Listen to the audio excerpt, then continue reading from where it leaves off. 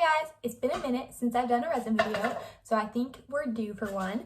And this time I'm going to try something a little bit different so you can come along with me and see if it works or not. It's getting cold outside since it's November, but still warm enough that I'm going to store my resin outside because of the fumes, and even with the windows open, it's not enough ventilation for me. So if I go outside to store my resin, it's fine. So we're going to do that today. So for this resin board, I decided to do a monochromatic color scheme.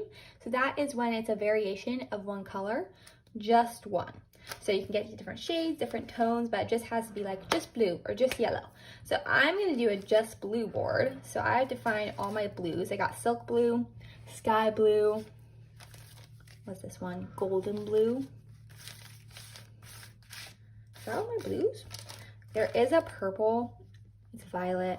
I'm tempted to use it. I think I will, just to add a little bit of variation to it.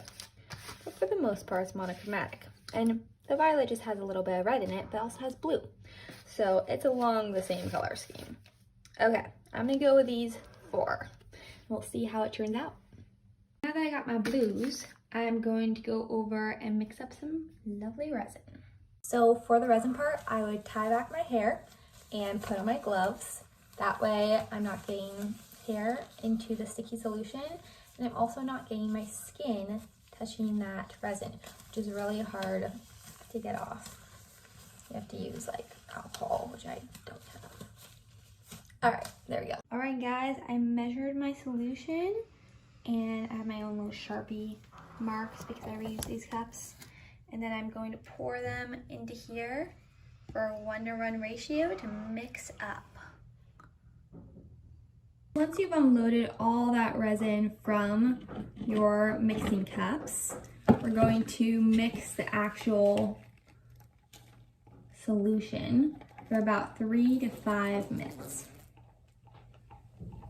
Lots of mixing.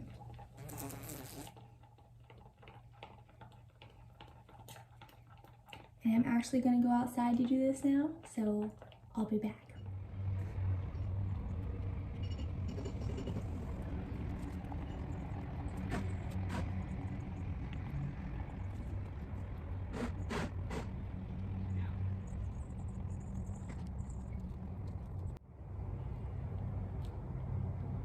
All right, I got my fully mixed container of resin, and now I'm gonna do this 2 more times so I have a lot of resin.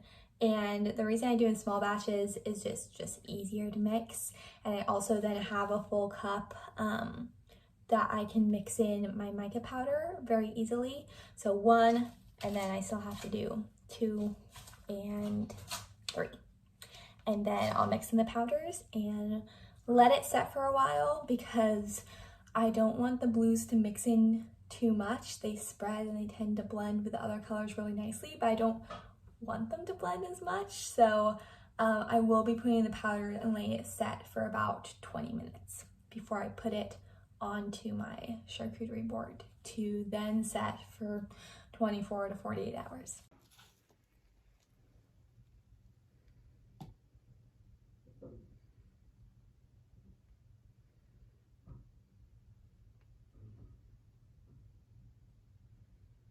Second batch is done and ready to mix up my third.